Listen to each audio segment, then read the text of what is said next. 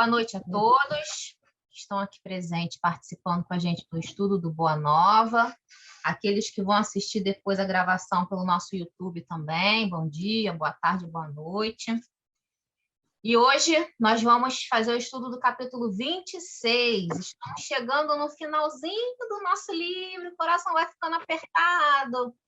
São os capítulos mais emocionantes, porque são os capítulos que envolvem ali os momentos finais do nosso Cristo, né? E chegando à sua crucificação. Então, hoje a gente vai estudar esse capítulo que tem passagens muito conhecidas no nosso nos evangelhos, né? Nos 4 evangelhos. E além das informações extras que Humberto de Campos traz para a gente. E, com tudo isso, nós teremos reflexões.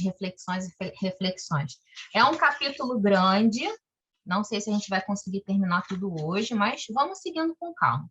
O importante é a gente trazendo para dentro do nosso coração as mensagens que estão aqui.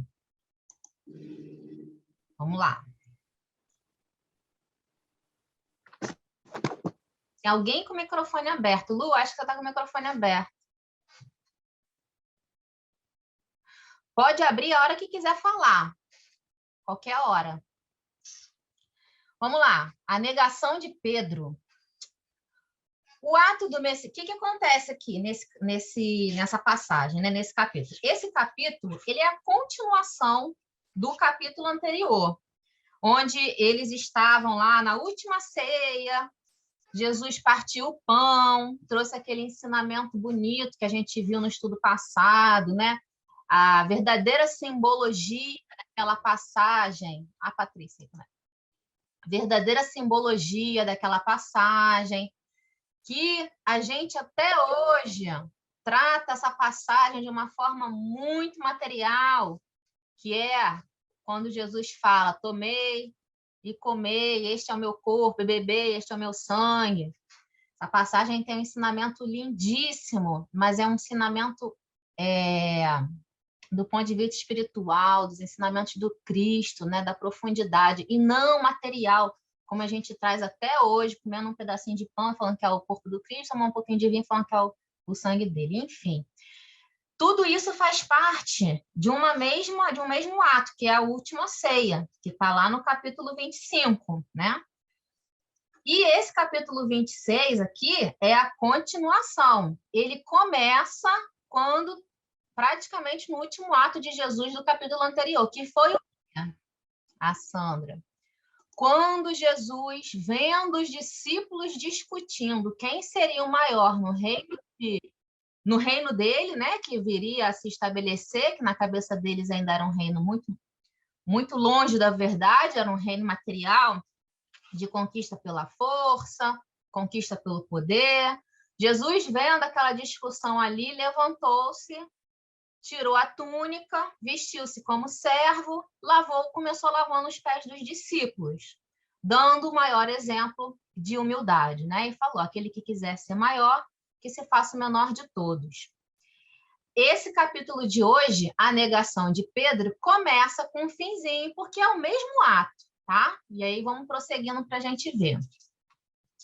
O ato do Messias, lavando os pés de seus discípulos, encontrou certa incompreensão da parte de Simão Pedro.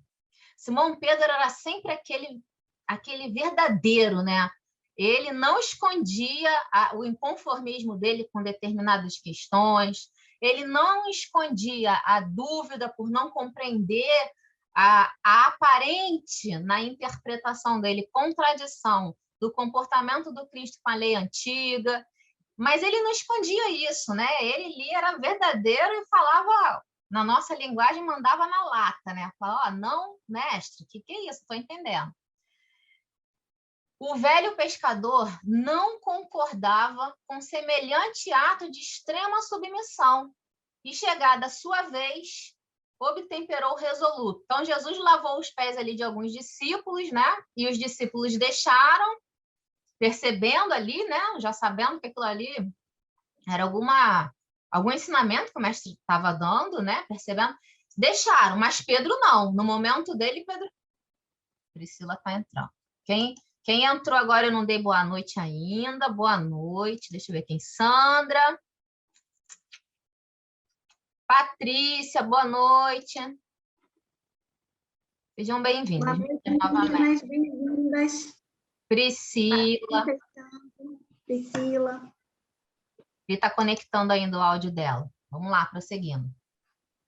Aí Pedro se levantou, né? E falou: nunca você vai lavar os meus pés, mestre. Meus companheiros estão sendo ingratos. E começa a julgar os companheiros, né? Meus companheiros estão sendo ingratos e duros nesse instante, deixando-vos praticar esse gesto como se fosse um escravo vulgar.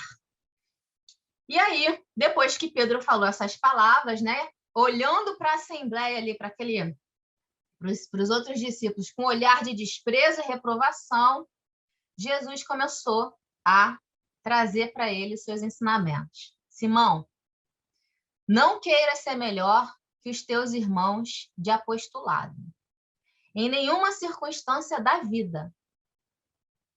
Aqui já começa, né? A gente a trazer isso para a gente.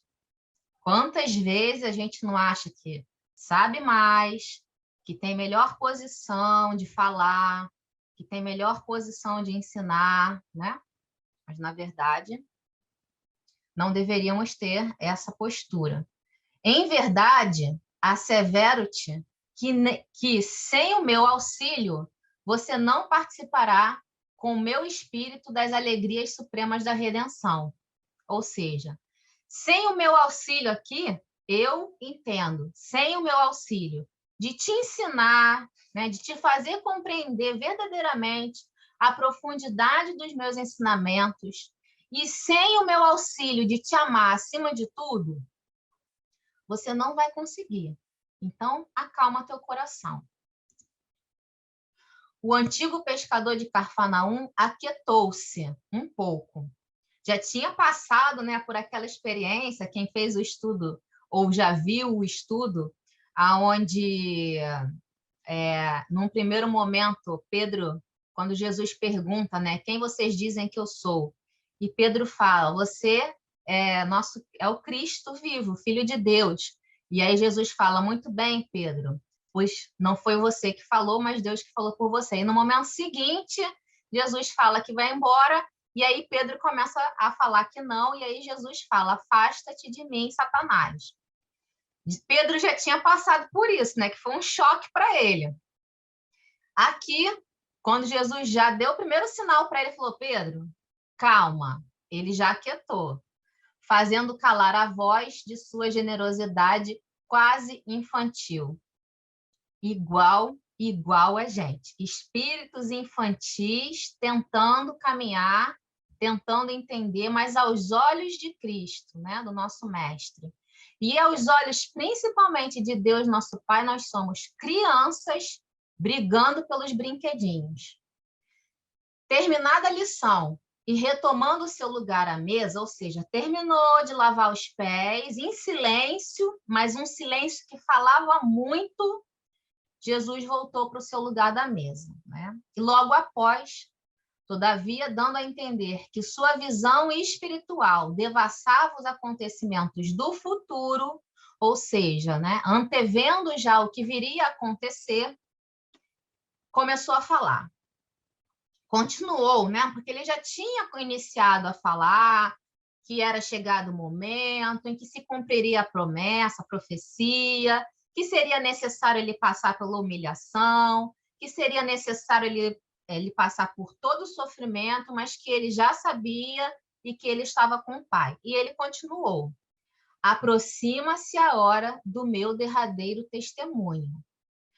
Sei, por antecipação, que todos vós estareis dispersados neste instante supremo. Olha só, ele vê, ele sabe que os discípulos vão se dispersar, vão se esconder por medo.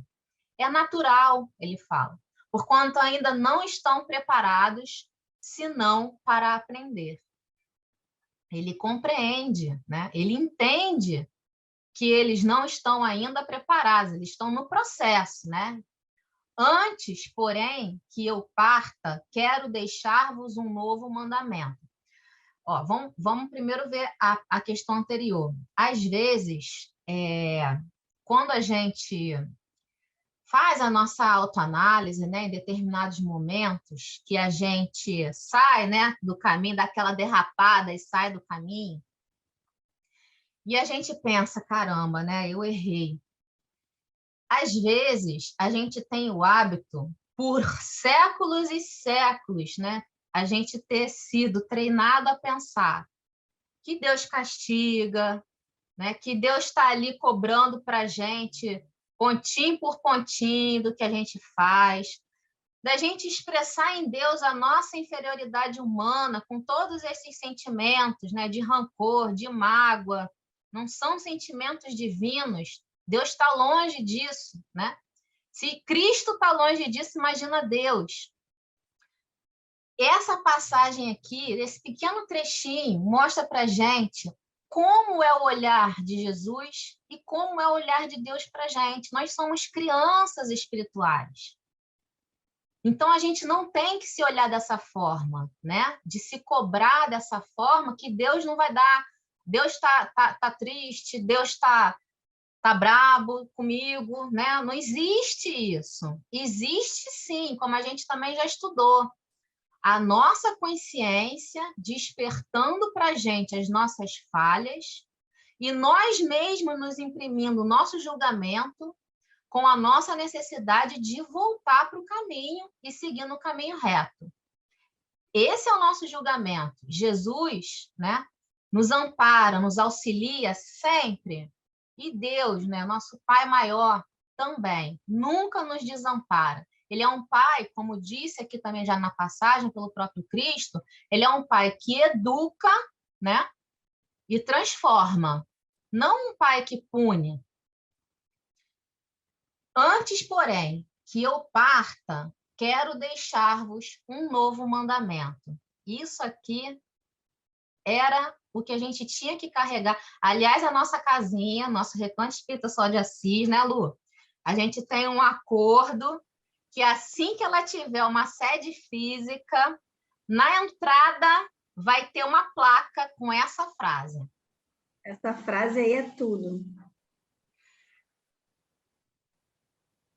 O de amar-vos uns aos outros, como eu vos tenho amado. Que sejais conhecidos como meus discípulos, não pela superioridade no mundo, pela demonstração de poderes espirituais ou pelas vestes que envergueis na vida, mas pela revelação do amor com que vos amo, pela humildade que deverá ornar as vossas almas, pela boa disposição no sacrifício próprio, né? Aqui Humberto de Campos está ampliando a frase que no Evangelho está. Está lá, deixa eu até falar onde que está, para vocês localizarem.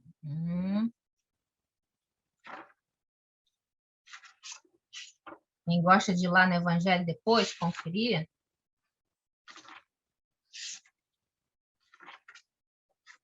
Negação de Pedro. Aqui, ó. Está no Evangelho de João, capítulo 13, versículo 34. Deixa eu dar uma lida aqui que vale a pena a gente ler. Capítulo 13, versículo 34. Ó, na tradução do Haroldo, que eu estou aqui na mão, tá? Tradução do Haroldo do Novo Testamento, o título desse trecho está assim, o novo mandamento. E está assim, desse modo, quando ele saiu, diz Jesus, agora foi glorificado o Filho do Homem e Deus foi glorificado nele. Vou pular esse texto, vou direto para o que a gente quer. Um novo mandamento vos dou, que vos ameis uns aos outros, assim como vos amei, que também vos ameis uns aos outros. E João, na colocação dele, ele repete, ele coloca no início e ele repete no final, para frisar. Um mandamento vos dou, que vos ameis uns aos outros, assim como eu vos ameis, que também vos ameis uns aos outros. Nisto, todos conhecerão que são meus discípulos, se tiverdes amor uns pelos outros. A gente estava estudando, no nosso grupo que a gente estuda as parábolas de Jesus, e a gente estava estudando uma parábola que não é muito conhecida a gente não tem o hábito de estudar, porque a gente tem o hábito de estudar só as parábolas que estão no Evangelho segundo o Espiritismo, né? E essa não está. Que Jesus é testado, e aí, pelos fariseus, porque eles falavam que ele espantava o Satanás por Satanás, né? E aí ele fala assim, tem uma fala dele dentro da parábola inteira que ele fala assim, se eu espantar Satanás por Satanás, a sua casa não se sustentaria. O que ele está dizendo ali, né? E a gente faz um estudo aprofundado do que isso significa, mas eu já vou trazer uma das interpretações, que é o seguinte. Se a gente tem, né, dentro de um grupo, uma coesão, e a gente comete qualquer ato de desamor, a gente dispersa. A gente é ali resultado da divisão e não da união. E não há grupo, né, que coloque um trabalho perfeito à frente com desunião. É difícil hoje, né? E aí, grupo, eu falo de tudo. Falo de família, falo de trabalho e falo de grupos na casa espírita, né? Hoje a gente vê muito difícil um grupo ser muito, muito coeso, onde todos se respeitam, todos tentam levantar um ou outro, né? Tentam empurrar o trabalho para frente com amor, com união, sem julgamento, mas com acolhimento, né? Mas se a gente não procurar se amar, a gente não vai ser digno de levar a mensagem do Cristo, porque, acima de tudo, a gente precisa dar o exemplo, e o exemplo começa assim, né? Nas pequenas. Como é que a gente vai levar esse exemplo de amor para a humanidade se dentro de pequenos grupos a gente não consegue se amar, a gente critica, né? A gente não acolhe o trabalho do outro? Então, isso é muito importante a gente pensar, né? Amar-vos uns aos outros dentro do colégio apostólico que Jesus estava falando é isso, porque o amor entre vocês vai fortificar o trabalho. Porque quando a gente olha para o outro com esse olhar, vamos embora, vamos lá. Tá difícil para você, mas de mão dada a gente vai. A gente consegue mais fácil. Fala, Lu. Então, só complementando isso que você falou, né, Elaine? A gente tem essa dificuldade, né? Todo mundo, eu acho, que está aqui. E em todos os grupos, isso que é interessante a gente falar, que a gente está falando ali de um grupo e todos os grupos a gente tem a oportunidade de exercitar isso, o amor ao próximo, e começa por não julgar. Às vezes são pequenas coisas que a gente pensa, veio na cabeça, e aí a gente julga, né, o comportamento do outro, ou escolhas, ou opiniões. Quando a gente pensa que cada um tem o direito de pensar como ele quer, de agir como ele quer, que é a salvação individual, aí fica tudo muito mais fácil, né? Ah, isso é de uma hora para outra que a gente fica assim, pleno? Não, nem nós não estamos assim, é por isso que a gente está aqui estudando, né? Então, assim, acho que todo dia, se a gente acordar e a gente começar a agir do nosso dia, a gente parou e pensou, nessa hora não está legal. Aí a gente começa a refletir, é um exercício, chegar no final do dia, a gente pensar assim, o que eu poderia fazer diferente amanhã? Porque todo dia, enquanto a gente estar vivo, a gente tem chance de fazer diferente. A gente tem chance de agir diferente, seja com a gente mesmo, porque a gente tem que ter o nosso amor próprio, o auto-perdão nas nossas questões, mas como a gente pode mudar com a gente, no nosso tratamento, no nosso amor, e com o nosso próximo, seja no nosso próximo mais próximo, que está dentro da família, do meio familiar, e do trabalho, e da casa espírita, e aí se estende ao porteiro, a como a gente vai tratar qualquer pessoa que passa por nós. As oportunidades, às vezes, que a gente perde como é que eu posso dizer? Perde de divulgar o evangelho com o nosso exemplo, né? E não falando, que às vezes as pessoas falam, mas às vezes o exemplo mesmo é que é onde você mostra melhor. Justamente. É igual o Francisco falou, né? Pregue o evangelho, se necessário, use palavras. frase que a Carlinha adora. Muito bom, Lu, obrigada. Bom, então, esse foi um novo ensinamento, um novo ensinamento não, um novo mandamento que Jesus colocou para os discípulos. Bom,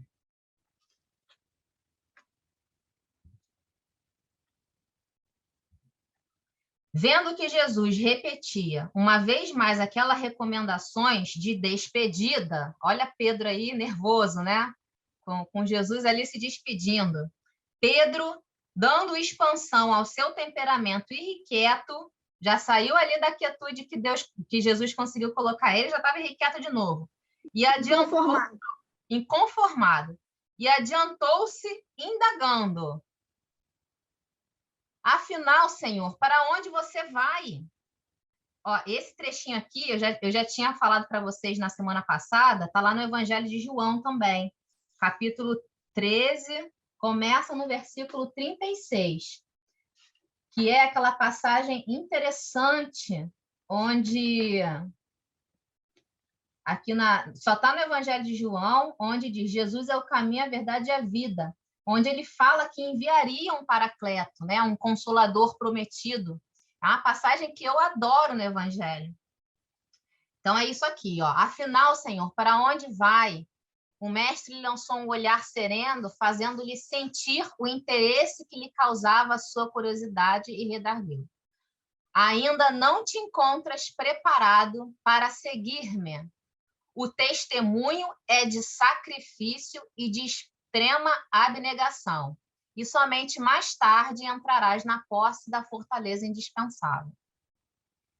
Simão, ele não se conformou, desejando provar por palavra aos companheiros o valor da sua dedicação. Isso aqui também é importante a gente trazer para nosso comportamento, gente, muito importante. Quantas vezes, né, a gente, principalmente a gente que estuda, que lê, né, que vai à palestra e aprende um monte de coisa, quantas vezes a gente tem um ensinamento na ponta da língua para falar para o outro? Mas será que esse ensinamento está no nosso comportamento, na nossa vivência, no nosso coração? Desejando provar por palavras aos companheiros o valor da sua dedicação, acrescentou com certa ênfase ao propósito de se impor à confiança do Messias. Ou seja, né? Que infantilidade, né? Ele queria impor a confiança, queria que Jesus confiasse nele, mas Jesus conhecia, né? Como conhece a todos nós. Não posso seguir você, mestre? Acaso podeis duvidar da minha coragem? Então não sou um homem? Essa colocação de não sou um homem, né? Não sou correto, não sou moralmente correto. Por vós darei a minha própria vida. Olha a colocação de Pedro. O Cristo sorriu e ponderou: Pedro, a tua inquietação se faz credora de novos ensinamentos. Olha como Jesus tinha paciência, né, de acolher e acolher e acolher. Nossa, essa paciência, né? Não é? E acolher. E ele já sabia de tudo, né? Acolhia e acolhia. Não era igual a gente, que acha que entende a situação, que acha que sabe o que vai acontecer, que acha. Jesus não achava. Jesus sabia o que ia acontecer. A experiência te ensinará melhores conclusões. Oh, meu Deus, e para a gente também. Como, né? A gente volta, olha para trás e fala: meu pai, como eu pude cometer esse erro? Mas é a experiência, né? Experiência que leva a gente a isso. Porque, em verdade, te afirmo que esta noite o galo não cantará sem que me tenhas negado por 3 vezes. Julgai-me, então, um espírito mau e endurecido a esse ponto? Indagou o pescador, sentindo-se ofendido. Não, Pedro, adiantou o mestre com doçura. Não te suponho ingrato ou indiferentes aos meus ensinos. E esse trecho é, para mim, maravilhoso. Mas vais aprender ainda hoje que o homem no mundo é mais frágil do que perverso. Quantos e quantos irmãos, né, que no erro ainda estão, são mais desconhecedores do amor de Deus do que perversos. São mais frágeis, né, do que perversos. E a gente não consegue compreender isso. Pedro é um exemplo maravilhoso para a gente disso, né? Porque é um discípulo que, apesar de ter muita dificuldade até esse momento aqui de compreender os ensinos do mestre, que aos olhos dele confrontava com a antiga lei, da qual ele se sentia um patriarca que deveria defender aquela lei, mas ao mesmo tempo ele amava o mestre e tinha aquela dificuldade, né, de juntar os ensinamentos novos, né, surpreendentes, de amor, no olhar amoroso para com todos, as mulheres, inclusive, com a antiga lei, mas ele queria aprender verdadeiramente, mas ele não conseguia ainda. Então, o que ele fazia, né, o olhar de julgamento que ele jogou para Maria Madalena, o olhar de julgamento que ele jogava para as outras mulheres, o olhar de julgamento que ele jogou para os discípulos lá, quando Jesus lavou os pés e eles deixaram. Esse olhar de julgamento dele não é perverso, não é movido por um sentimento ruim, é movido por uma fragilidade, tanto no entendimento, né, quanto na aceitação, porque tem isso também. Às vezes a gente entende perfeitamente, mas o coraçãozinho está tão endurecido que a gente ainda tem dificuldade de aceitar. Então, esse ensinamento também do Cristo é maravilhoso para a gente trazer para a nossa vivência. O homem no mundo é mais frágil do que perverso. Pedro não quis acreditar nas afirmações do Messias, e tão logo se verificaram a sua prisão, porque o que aconteceu? Veio todo aquele desdobramento, né? Os representantes do sumo sacerdote chegaram com os outros sacerdotes, aí teve a prisão, a entrega, né, de Jesus, é isso que está aqui. No pressuposto de demonstrar o seu desassombro e boa disposição para a defesa do evangelho, atacou com a espada um dos servos do sumo sacerdote. Ou seja, né, aquela passagem também que está no evangelho, que em João está no capítulo 18, está lá na frente, onde Pedro tira a espada, corta a orelha do servo que tinha nome de Malcom, né? E Jesus fala para ele: Pedro, embainha a tua espada, pois quem com ferro fere, com ferro será ferido. Um ensinamento, né, da lei de retorno, da lei de causa e efeito, trazida por Jesus nessa passagem. Atacou com a espada um dos servos do sumo sacerdote de Jerusalém, compelindo o mestre a mais severas observações. Humberto de Campos não coloca aqui, né, a fala de Jesus, mas é essa que eu falei, que está lá no Evangelho de João. Capítulo 18, começa no versículo 1. Consoante as afirmativas de Jesus, o colégio dos apóstolos se dispersaram. Nesse momento que Jesus foi preso, ele estava reunido ali com todos os discípulos, né, inclusive Judas. Nesse momento que ele foi preso, eles tomaram um susto gigantesco e se dispersaram. Jesus foi levado e eles se dispersaram. A humildade com que o Cristo se entregara, Jesus simplesmente se entregou, né? E essa humildade deles, eles não se conformaram com isso, porque não conseguiam ainda compreender a transcendência daquele reino de Deus sublimado e distante, né? Eles ainda estavam presos ao reino material, à conquista pela violência, a conquista pela dor, mas não era isso que Jesus veio trazer. Compreendiam a extensão do perigo e as ameaças que lhe pesavam sobre a fronte, né? Porque principalmente não só os servos dos sumos sacerdotes eram violentos, como os soldados romanos eram muito violentos com os judeus naquela época. Quando a gente começar o estudo de Paulo e Estevão, né, quem já leu a obra e lembra da prisão de Josedebe, né, que é o pai de Abigail e de Gesiel, né, que é Estevão, ele foi né? Tem uma pequena passagem que ele passa pelos soldados e abaixa a cabeça. Aí os soldados falam: epa, judeu, não vai falar, não vai dar boa noite para gente? E aí ele dá uma boa noite humilde e eles batem nele. E ele é um senhor. Mais à frente, ele passa por outros soldados. E aí ele, lembrando, né, falou: bom, vou cumprimentar, senão vou apanhar de novo, né? E aí ele cumprimenta. Aí os soldados viram e falam assim: que petulância dirigir a palavra aos soldados de Roma, e batem nele. E é assim que eles eram, né? Então, imagina como que eles não estavam amedrontados aqui dessa situação toda que estava acontecendo, né? Ainda mais porque o mestre era ali a firmeza deles, né? E acabou, foi preso. Compreendiam a extensão do perigo e as ameaças que lhes pesavam sobre a fronte. De instante em instante eram surpreendidos por homens do povo que, em palestra de caminho, acusavam a Jesus de feiticeiro herético, ou seja, aquela vibração do mal, né, tomou conta.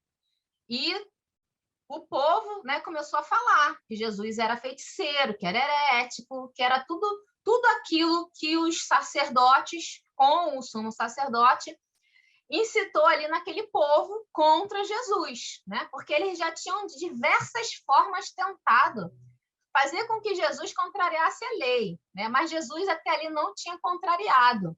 Então, o que eles começaram a fazer? Falar que ele praticava heresia, né? Primeiro falando que era filho de Deus e segundo dizendo que expulsava demônios, né? Fazia cura. Era o que eles encontraram ali para prender o Cristo. Mas, na verdade, os sacerdotes sabiam que corriam um grande risco porque sabiam do Messias prometido, né? E corriam um grande risco de ser esse verdadeiramente e eles perderiam o poder deles e a posição deles de mando. Pedro e João, olha que interessante isso aqui. Pedro e João, observando que a detenção do mestre pelos emissários do templo era fato consumado, combinaram entre si de acompanhar de longe o grupo que se afastava conduzindo o Messias, ou seja, aquele grupo ali, uma truculência danada, prendeu.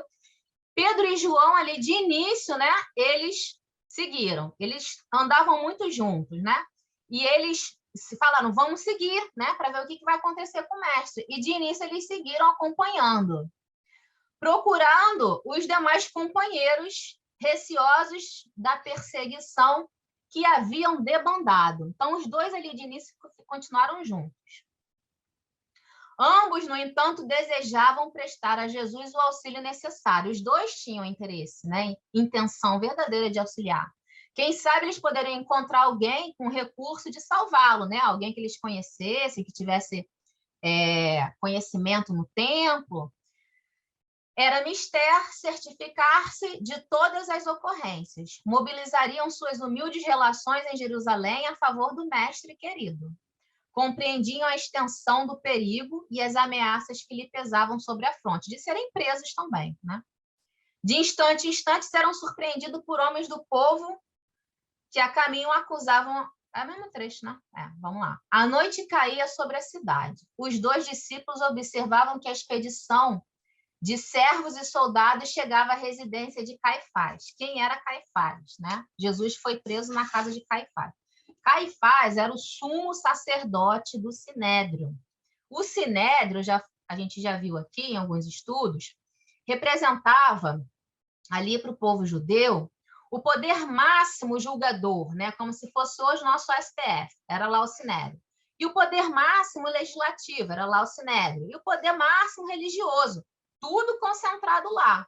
E o sumo sacerdote era o principal, né, condutor desse templo todo aí, de toda essa situação. E nessa época aí era Caifás, que foi quem, né, segundo os evangelhos, quem ali movimentou tudo para a prisão do Cristo. Até porque, se viesse, né, o Messias, filho de Deus enviado, ele tomaria o melhor lugar de todos. E o melhor lugar de todos era de quem? Do sumo sacerdote. Os dois discípulos observavam que a expedição... Então, eles acompanharam ali para ver o que eles iam fazer com Jesus. E eles viram que eles levaram Jesus para a casa de Caifás, né, que tinha lá a prisão. Levaram ele para lá. Recolhido a uma cela úmida, cujas grades davam para um pátio extenso. O prisioneiro foi trancado entre zombarias e impropérios. Ao grupo reduzido juntava-se agora a massa popular, que em pleno alvoroço festivo nas comemorações da Páscoa, o pátio amplo foi invadido por uma aluvião de pessoas alegres. As casas grandes, né, ali da região, elas tinham pátios abertos, né? Então as pessoas podiam entrar ali, entraram e todo mundo ficou lá. Tem até a passagem do banquete, que um fariseu dá para Jesus, que é curioso que na descrição tinha, né, quem estava dando o banquete, tinha Jesus e tinha as pessoas ali olhando, porque era normal isso, né? O banquete ali acontecendo e as pessoas do povo olhando, porque era aberto. Pedro e João compreenderam que as autoridades do templo imprimiam um caráter popular ao movimento de perseguição dos Messias, ou seja, eles compreenderam, né, que eles imprimiam ali tentando incitar o povo ali, né, bater panela 8 horas para poder prender Jesus e ter o apoio popular, como uma nova esperança para o coração dos desalentados e oprimidos, ou seja, queria acabar com isso, né? Isso que Jesus trouxe ali para as mulheres abandonadas, viúvas, para os escravos, para os homens pobres que eram massacrados, que tinham, né, trazido novamente uma esperança viva em seus corações, com as colocações e ensinamentos do Mestre, de que Deus era um mesmo Pai para todos. Eles estavam conformados com isso e queriam mostrar que não, nada disso, não tem isso de Deus é o mesmo para todo, não. Olha aqui, ó, quem falou isso, inclusive, está preso. Depois de ligeiro entendimento, o filho de Zebedeu voltou a Betânia, a cidade, né, onde eles tinham ficado. É uma cidade perto de Jerusalém, que Jesus tinha ficado lá. Ele entrou em Jerusalém, no burrinho, aquela festa toda, depois ele voltou e ficou em Betânia. A fim de colocar a mãe de Jesus, olha que informação interessante, a mãe de Jesus estava em Betânia. E João foi lá, né, se preocupou, teve a sensibilidade de se preocupar, de ir lá falar com Maria o que tinha acontecido com seu filho. Essa informação aqui só tem quem tem Humberto de Campos. Não está no texto do Evangelho. A fim de colocar a mãe de Jesus ao corrente dos fatos, enquanto Pedro se misturava à aglomeração. Então, Pedro ficou lá tomando conta e João foi lá em Betânia, que não era distante, era próximo, buscar Maria. E ele ficou ali, Pedro ficou sozinho nesse momento, então, né? A partir de então, Pedro ficou sozinho, porque todos os outros discípulos tinham sumido do mapa, observando. E aí começa, eu acho, que o maior ensinamento para Pedro, viu? Se na porta de Damasco operou o início da transformação de Saulo, eu acho que nesse momento operou o início da transformação de Pedro. Essa é uma interpretação minha, tá? O ambiente já estava preparado pelo farisaísmo. Por que Humberto de Campos coloca isso aqui? A gente já viu também que os fariseus, né, eram um grupo de judeus. Os judeus tinham as suas separações, como hoje toda religião tem, né? Tem os grupos católicos, tem alguns grupos de diferentes segmentos dentro da Igreja Católica, tem variados grupos de segmentos diferentes dentro da Igreja Protestante. Então, assim, sempre tem, né, os grupos que se separam. E os fariseus eram um grupo de judeus que eram tidos como os que tinham a maior capacidade de representar a lei antiga, de interpretar a lei antiga, né? Eles eram como se fossem o dono da interpretação das leis antigas, os mais capacitados. Só que eles tinham a lei antiga, né? Que para eles era tudo, né? No comportamento, mas não no coração. Era mais exterior e nada de espiritual.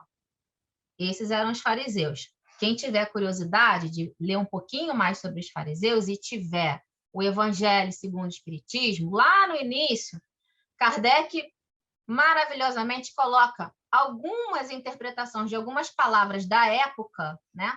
Para que a gente pudesse, no estudo do Evangelho, compreender, quando lesse a passagem, né? Ter um pouco mais de entendimento do que representava aquilo ali. Então, por isso que ele fala o farisaísmo da época, porque estavam numa postura de chamando Jesus de herético, né? Falando que ele cometia heresia, falando que ele era contrário às leis, mas, na verdade, eles próprios não seguiam, né? E quem seguia verdadeiramente, né? Não só seguia como exemplificava, como era a lei viva de Deus, era o próprio Jesus. Em todas as rodas, falava-se do Cristo como de um traidor ou revolucionário vulgar, quando, na verdade, quem traía a lei de Deus eram os próprios fariseus, né? Alguns comentadores mais exaltados o denunciavam como ladrão, ridicularizavam seus ensinamentos, zombavam de sua exemplificação. A gente estava lá, hein? A gente estava lá, hein? Zombavam da sua exemplificação e não faltavam os que diziam em voz alta que o profeta Nazareno havia chegado à cidade chefiando um bando de salteadores. Gente, olha o poder da fake news, né?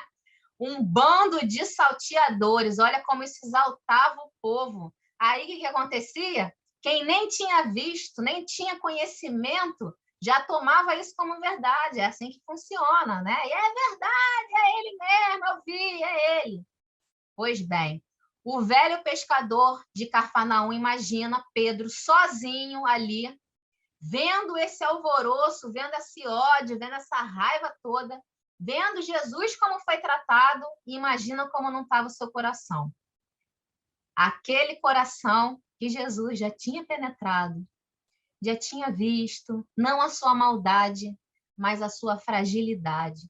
Assim como vê na gente, quando a gente sai do caminho, quando a gente erra com o irmão, Jesus vê, né, que nós verdadeiramente, principalmente a gente que está aqui tentando entender os ensinamentos do Cristo, tentando trazer esses ensinamentos para o nosso coração, a gente precisa ter um alto amor, porque Jesus tem amor com a gente, ele sabe que a gente não é ruim, a gente ainda só é ignorante, né? Está tentando entender, tentando compreender, tentando colocar em prática. E era o que Pedro precisava aprender para ter esse olhar com os seus irmãos também. E é o que a gente precisa aprender, olhando para a gente, para a nossa fragilidade, a gente tentar entender a fragilidade do outro. E a fragilidade sem limites do outro. Qualquer um irmão que está em erro, por pior que seja o crime cometido, ele é um filho de Deus como nós somos. Com o cérebro fervilhando de expectativas e cogitações de defesa própria, penetrou no extenso pátio onde se adensava a multidão. E a Priscila caiu, está entrando agora.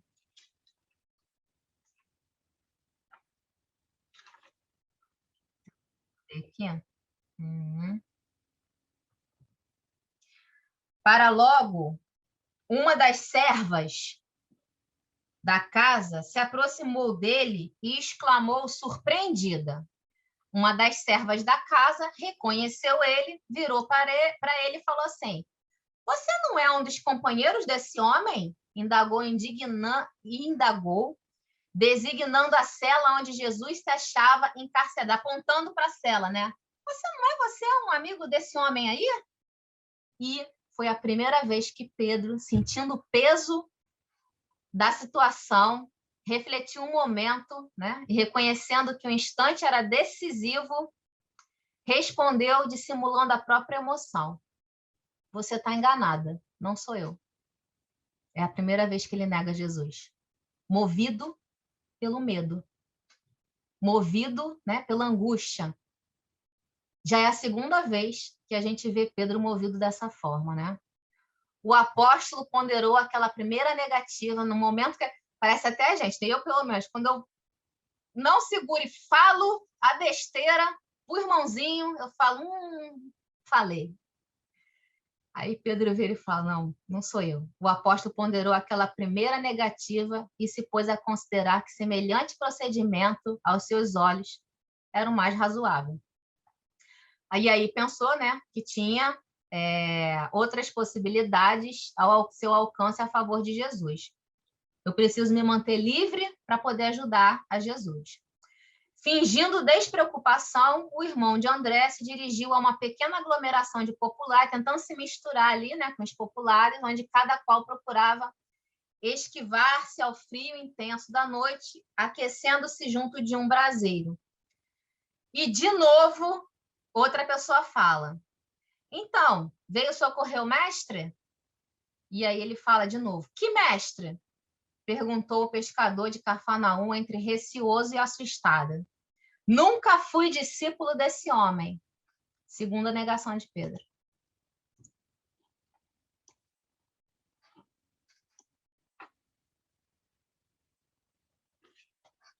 Estou lendo aqui que ele em cima eu não consigo ler.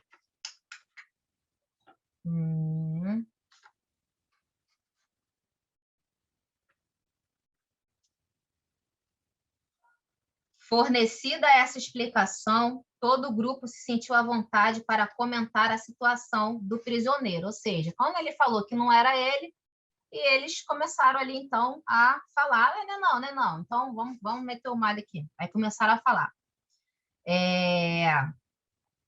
Longas horas passaram-se para Simão Pedro, que tinha o coração a duelar-se com a própria consciência. Com a própria consciência, naqueles instantes penosos em que fora chamado ao testemunho, né? Então, ele começou ali.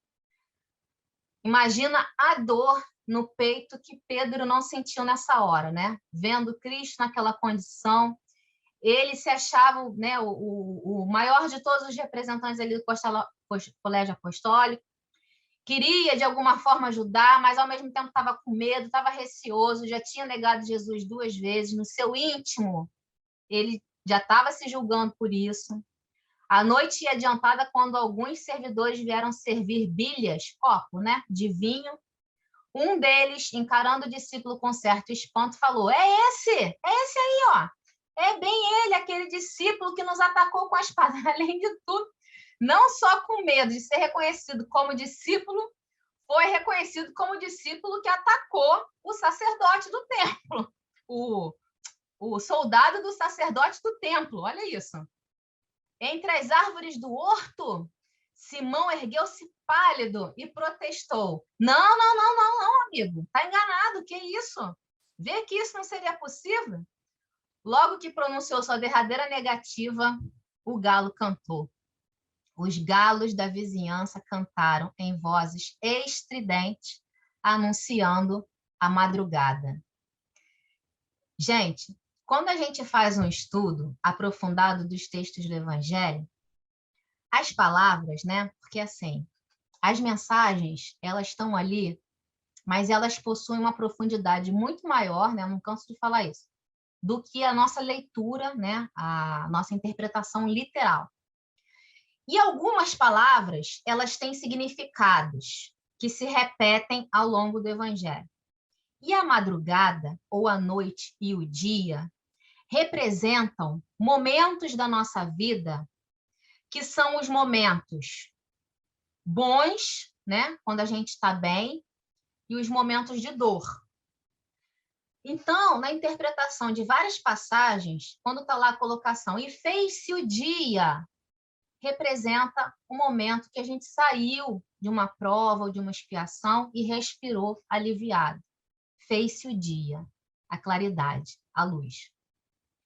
Entrou na madrugada, entrou nas trevas, entrou na dor, entrou no momento difícil de prova, de expiação.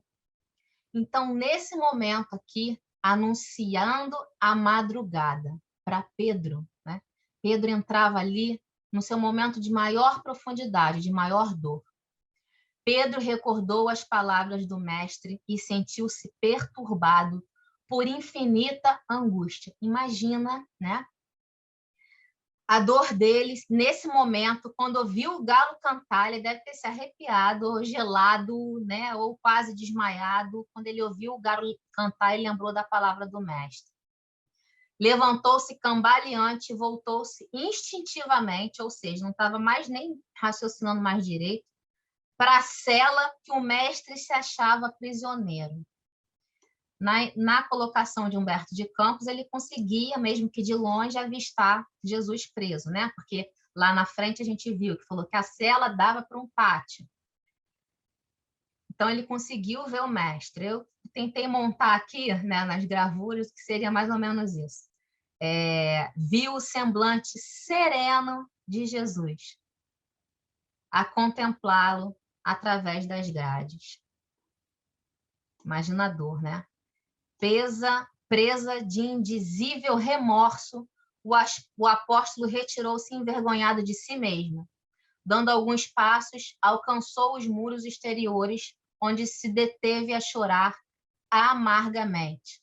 Mas olha o olhar de Jesus para ele. Jesus não está fazendo assim para ele de lado, assim, ó. Não. Na descrição de Humberto de Campos, Jesus olhava para ele com um olhar sereno, né? Praticamente falando assim, calma, Pedro, você vai conseguir, meu filho. Dando alguns passos, alcançou os muros exteriores, onde se deteve a chorar amargamente. Ele foi sempre homem ríspido e resoluto, que condenava invariavelmente os transviados da verdade e do bem, que nunca conseguiu perdoar as mulheres. Olha aqui o confronto, olha o despertar dessa personalidade, desse espírito. Perdoar as mulheres mais infelizes. E ali se encontrava, abatido como uma criança, em face das suas próprias falhas. Ele que sempre acusava, que sempre era duro com quem errava, não aceitava o erro. Quantas vezes a gente não aceita o erro do outro, mas não consegue olhar que a gente também erra, né? Começava a entender a razão. Olha, começava, é o despertar de Pedro nesse momento. Começava a entender a razão de certas experiências dolorosas de seus irmãos em humanidade. Que sofrimento bendito, né? Em seu espírito, como que desabrochava uma fonte de novas considerações pelos infortunados da vida. Desejava ansiosamente ajoelhar-se ante Messias e suplicar-lhe perdão para a sua queda dolorosa. É Deus que está fazendo isso com ele? Foi Deus que, através de alguém, né, falou, julgou, apontou ou trouxe para ele todos os seus erros? Não, é a sua consciência falando. Porque não é Deus que nos julga, é a nossa consciência. As leis de Deus são aplicadas de forma igualitária para todo mundo. Mas é a nossa consciência que nos julga. É a nossa consciência que nos desperta. E felizes quando a gente tem esse sofrimento. Porque esse é um sofrimento renovador. Dói, mas é renovador para o espírito.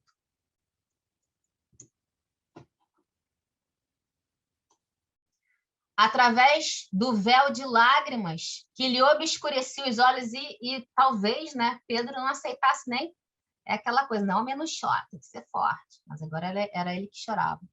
Simão Pedro experimentou uma visão consoladora e generosa. Figurou-se-lhe que o mestre vinha vê-lo em espírito, ou seja, ele estava tão atormentado que ele entrou praticamente, né, em transe ali. Vê-lo em espírito na solidão da noite, trazendo nos lábios aquele mesmo sorriso sereno de todos os dias.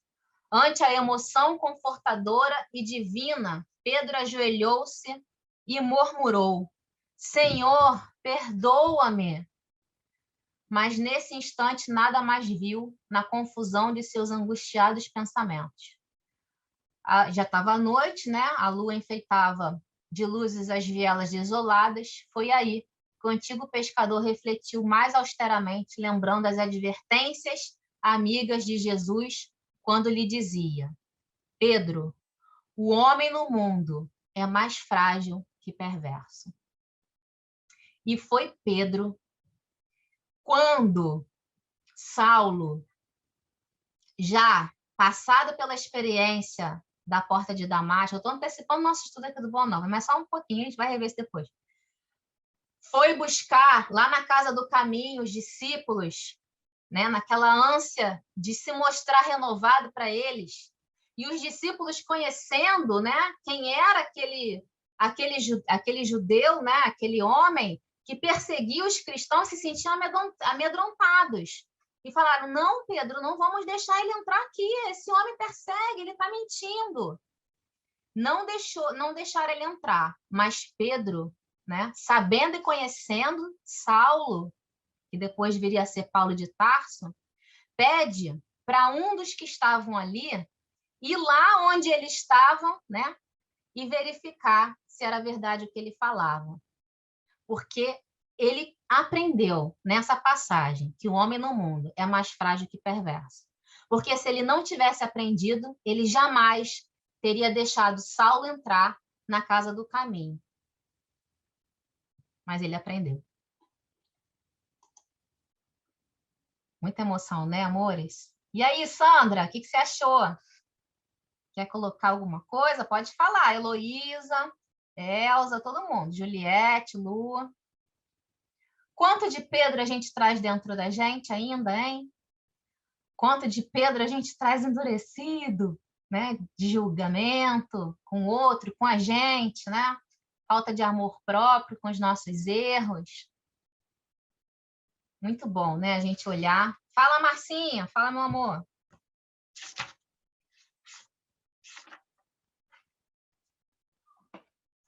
Levantou a mão, Marcinha? Não está conseguindo abrir o microfone? Oi, você está ouvindo? Ah, pode falar. Descobri que meu nome é Márcia Pedro nesse momento. Descobrimos. Todos juntos. O Pedro que é na gente. É isso, Marcinha? Falou tudo.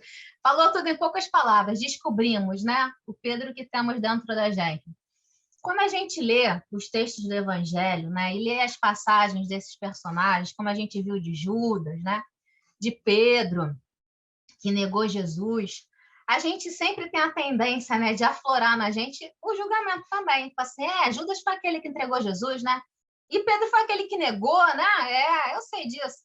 Mas olha como que a gente, né, com esse olhar, mudando, né, o foco da visão, penetrando dentro desses corações, identificando nesses corações comportamentos que são nossos. Eu não canso de falar isso, por isso que Jesus não escolheu para o seu colégio de apóstolos espíritos puros. Para hoje a gente está aqui e vendo que ele escolheu espíritos como nós. E que esses espíritos, por se entregarem verdadeiramente ao amor do Cristo, conseguiram. Hoje já estão todos lá, ó, como Judas falou. Se Judas já está, imagina os outros, né? Já estão lá em comunhão, juntinho com Cristo, então a gente também pode.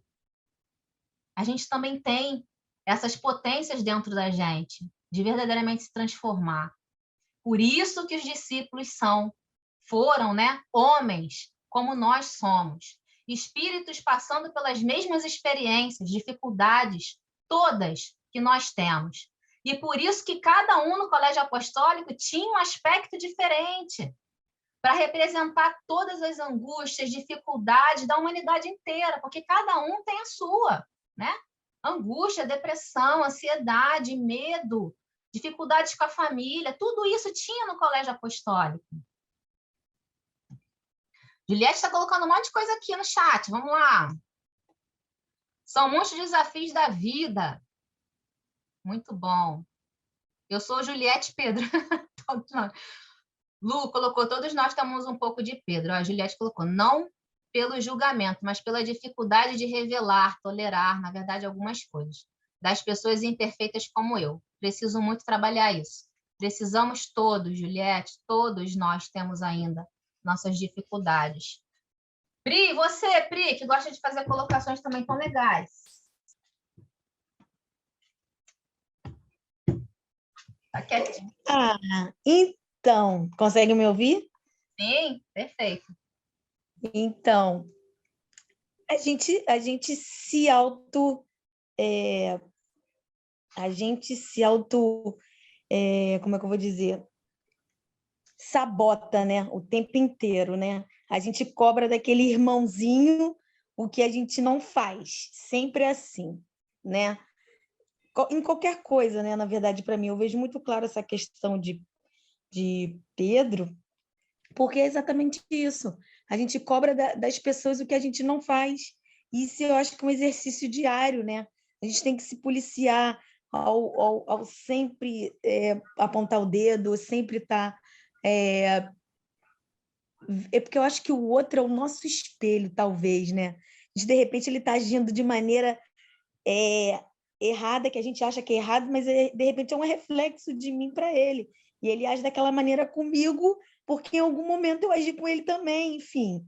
Então, assim, é muito complexo, né? Se a gente parar para pensar e refletir, aí também vem o autoconhecimento, enfim, várias questões. Eu acho que, eu não sei, eu já falei aqui e repito, eu quero ir para a Colônia São Sebastião, mas não sei como. Eu ainda não sei como, mas eu quero ir. Ah, vamos se encontrar lá, Pri. Ou no nosso lar, ou na Colônia São Sebastião.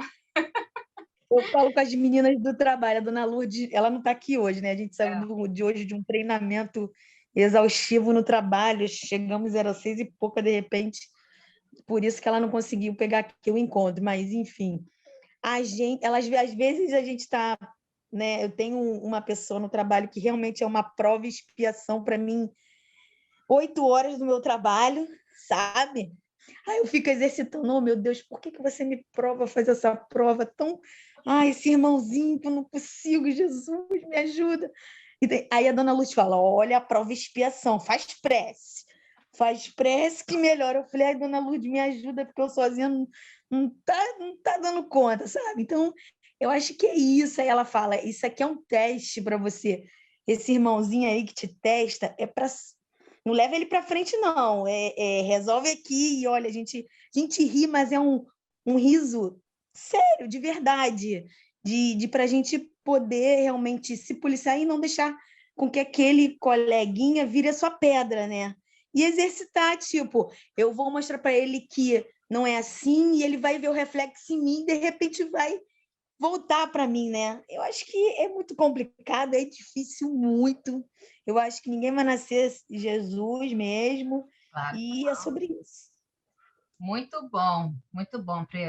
Não pensa que você está sozinha nessas provas de pessoinha difícil no trabalho, não, viu? Provas que a gente precisa, não só no trabalho, né? Mores, alguém quer colocar? Obrigada, Pri. Como sempre, ótimas colocações. Alguém quer colocar mais alguma coisa? Elaine? Fala, Arthur. Eu estou até agora na cabeça com o homem no mundo é mais frágil do que perverso. Muito bom, né? Isso dá uma palestra, né? Nossa, se você quiser, está convidado. Porque olha aí, não deixa... Olha o palestrante aí, por enquanto, no recanto. Eu ouvi palestra, eu ouvi tema, já tem palestrante tema. E eu tenho um problema, a minha vizinha tem um galo também, né? E o galo canta todo dia, o dia todo, né? Eu não vou esquecer esse Pedro tão cedo. Olha, Arthur, eu gostei dessa ideia, que realmente o tema vale uma boa palestra. Gostei. Vale uma boa palestra. Olha, né? Não deixa de ser perverso, mas também é frágil. A fragilidade deixa a perversidade... Ih, caramba, isso dá uma complicação. Melhor ouvir o galo cantar. Dá para a gente... Olha, uma forma boa de entender isso, né, é o seguinte: a gente ainda traz muito de instinto dentro da gente, né? Passamos pelo reino animal, então a gente traz muito de instinto. E o animal, né, ele não tem pensamento de ser ruim, né? Vontade direcionada para o ato ruindade. Ele tem defesa. E nesse ato da defesa, ele ataca, né? Ele está ali se sentindo fragilizado com aquela situação e ele ataca. Quantas vezes numa discussão a gente está se sentindo fragilizado e a gente aumenta a voz e a gente começa a agredir o outro com questões que não tinha nada a ver com a discussão, a gente se torna muito mais agressivo, né, do que a situação necessitava. Isso é um exemplo, né? A fragilidade ali do momento, a gente se sentindo fragilidade, se tornando agressivo em razão disso. Fala, Lu. Só para não esquecer, que comentando o que a Juliette colocou no chat, a Juliette colocou, o imperfeito que sou, que somos, porque, na verdade, o que ela falou, nós somos também. Então, assim, eu acho que a gente que se coloca como imperfeitas que somos, a gente acho que já está no caminho, né? Que a gente está aqui, todo mundo provavelmente está cansado, seja do trabalho de casa, do trabalho da rua, dessas questões, dessas provas, igual a Priscila colocou, sejam as provas que a gente passa no trabalho, coisas que a gente às vezes não gostaria de passar no trabalho, na família. Nossos problemas, a gente se propôs a estar aqui, mesmo cansados, estudando. Então, acho que a gente já deu um primeiro passo, né? A gente já está no caminho. Aí agora está com a gente aí exercitar, praticar, para a gente conseguir aí chegar ali e não cometer os mesmos erros, de não continuar, né? Cometer a gente já comete. Não continuar cometendo sempre os mesmos erros de Pedro, seja de negar que a gente acredita em Jesus, porque às vezes a gente se diz crente, né, que a gente acredita em Cristo, que a gente tem fé, mas às vezes a nossa fé vacila. E aí a gente tem essas questões. Então, a gente já está no caminho. Vou deixar a palavra aí com a Márcia, que levantou a mão também. Tudo bom. Fala, Marcinha. Abre teu microfone de novo que eu fechei. Está ouvindo? Estamos. Estão ouvindo?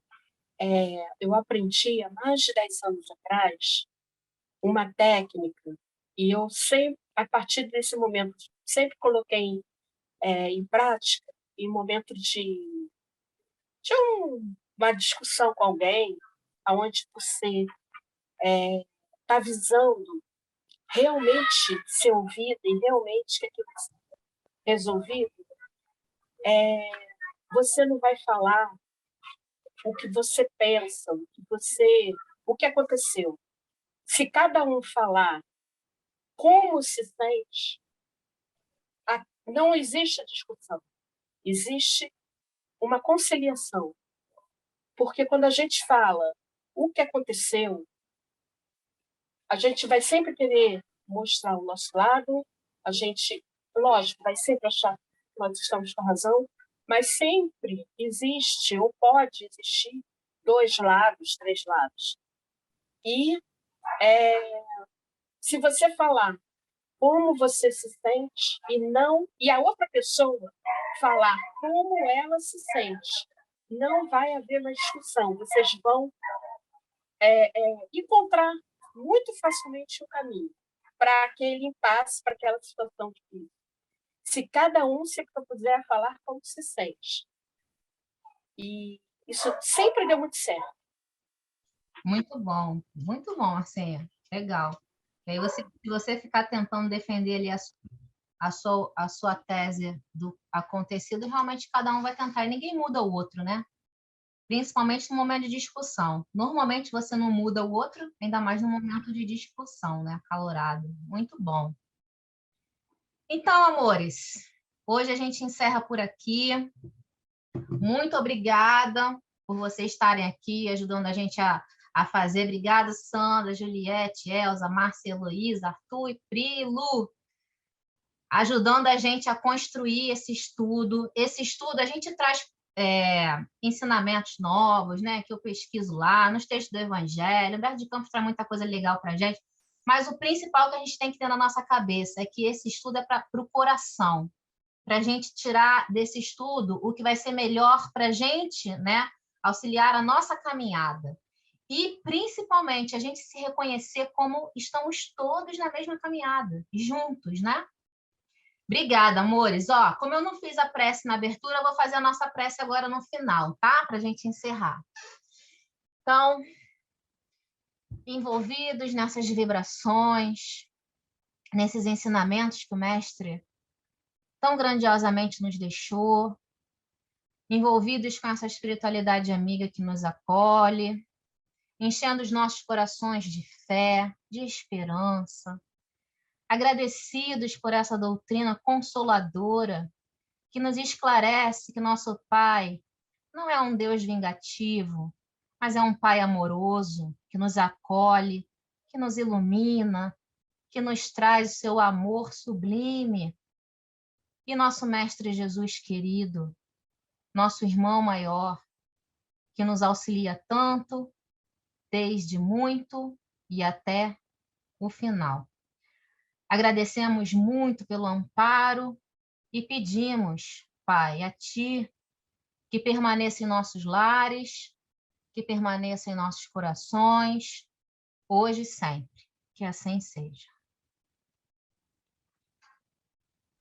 Boa noite. Obrigada, amores. Boa noite a todos. Deus. Tchau. Até Boa noite a todos. Boa noite.